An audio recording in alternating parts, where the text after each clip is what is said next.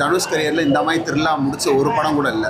சரியான interval block. படத்தில் ஃபுல்லாமே ஸ்டார்டிங்லேருந்து லாஸ்ட் வரைக்கும் என்கேஜும் சென்டிமெண்ட்டு, த்ரில்லரும் சென்டிமெண்ட்டு ரெண்டையும் வச்சு தரமாக பண்ணியிருக்கான் படத்தை. நடிப்பு கலையசுரன் தான் கலையசுரனா. ஒவ்வொரு சீன்லேயும் படம் ஸ்டார்டிங்லேருந்து எண்டு வரைக்கும் தனுஷோட பர்ஃபார்மன்ஸ் தான் படமே மூவ் ஆகி போயிட்டுருக்கு. ஒவ்வொரு சீனும் பீக்காக இருந்துச்சு. செகண்ட் ஹாஃப் ஃபுல்லாக பீக்காக இருந்துச்சு. ஏன்னா ஒரு திருடனாகவும் நடிக்கிறாரு, அப்பா கேரக்டர்லேயும் நடிக்கிறாரு, எல்லா விதத்துலையும் மனுஷன் பூந்து விளையாடுறாரு.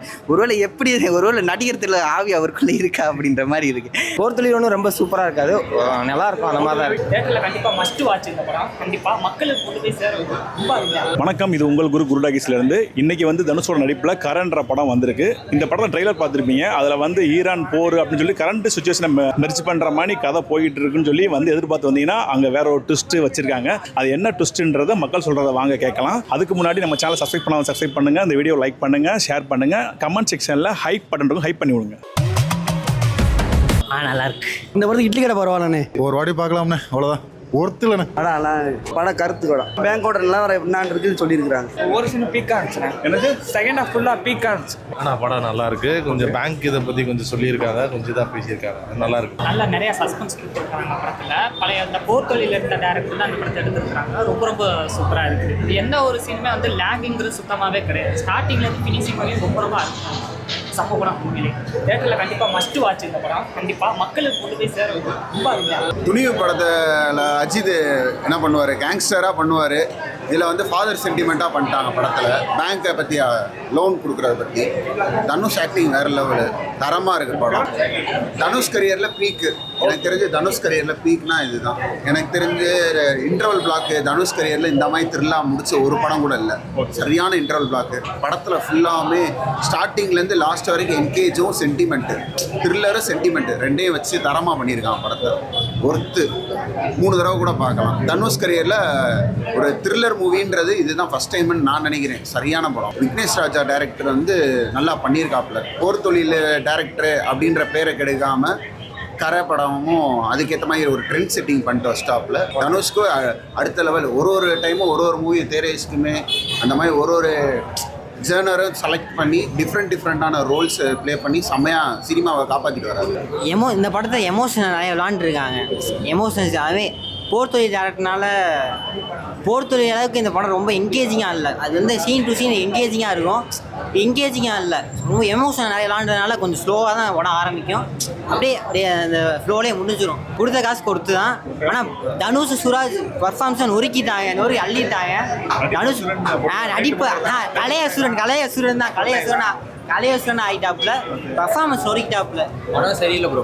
பரவாயில்ல, ஒரு தடவை பார்க்கலாம். ஆனால் ரொம்ப மோசம் இல்லை. ஆனால் போர் தொழில் அளவுக்கு என்கேஜிங்காக இருக்குன்னா இல்லை. நல்ல சீன்ஸ் எல்லாம் நல்லா பண்ணியிருந்த மாதிரி இருந்தது. வேறு மியூசிக் சூப்பராக இருந்தது, நல்லா இருந்தது. ஆமாம், மமிதா பைஜுக்கு அவ்வளோ ஸ்பேஸ் கொடுக்கல, இருந்தாலும் அவங்களுக்கு கொடுத்த ஸ்பேஸை நல்லா பண்ணியிருக்காங்க. அப்புறம் செகண்ட் ஹாஃபில் கொஞ்சம் சீட்டேஜில் இருந்த மாதிரி கொஞ்சம் ஃபீல் ஆச்சு. எல்லாரோட எனக்கு ரொம்ப பிடிச்சிருந்தது கருணாஸ் அவரோட ஆக்டிங் தான். அவர் சின்ன இது பண்ணாலுமே தியேட்டரில் நல்லா கிளாப்ஸ் வாங்குற மாதிரி நல்லா நம்மள ஒரு என்டர்டெயின்மெண்ட் பண்ணியிருந்தாரு. சுராஜ் எப்போவுமே தனுஷ் தான் பயங்கரமாக பர்ஃபார்மன்ஸ் வீக்காக இருப்பார்.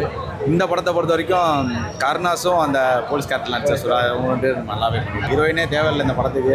இருந்தாலும் அந்த ஹீரோயினும் வேணால் போட்டிருக்க வேணாம். இந்த ரோலில் யார் வேணாலும் போட்டிருந்தேன். வேறு எந்த ஹீரோயின் வேணாலும் நம்ம இதில் பண்ண வச்சுருந்துக்கலாம்.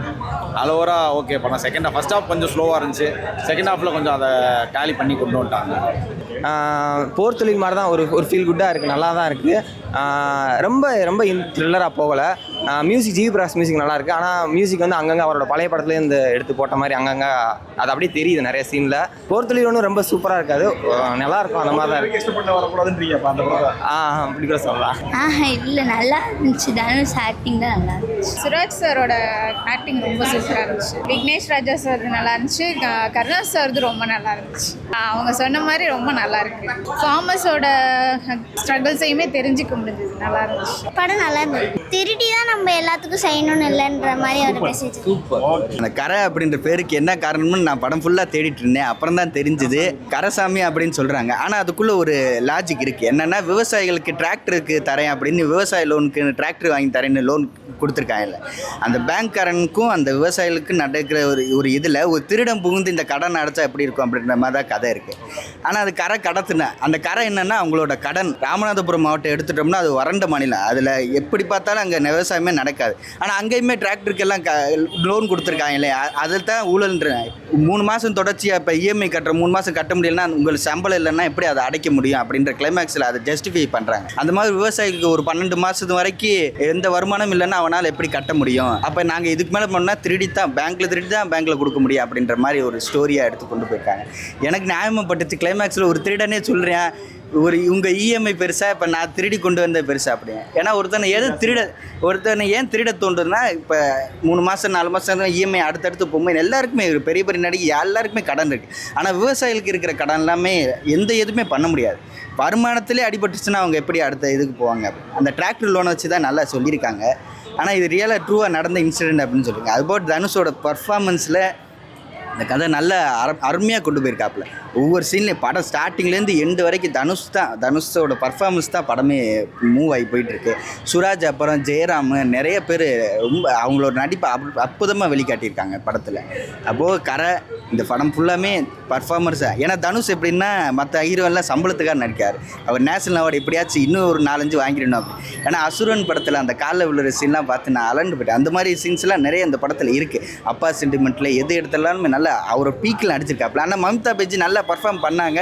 ஆனால் என்ன விதி அவங்க கதை அவங்க இதில் விளையாண்டுருச்சு. அதுக்கு இடம் ஸ்பேஸ் தரல. அவங்க மியூசிக் டைரக்டர் ஜிவி பிரகாஷ் ரொம்ப அருமையாக போட்டிருக்காப்புல. போர் தொழிலுக்கு அப்புறம் ஒரு நல்ல ஒரு விறுவிறுப்பான அடுத்த என்ன போகிற மாதிரி இருந்துச்சு. போலீஸ் வர சீனு அவங்க மாட்டிடுவாரோ இல்லையா அப்படின்ற ஒரு பதட்டத்திலே கொண்டு போயிருங்க.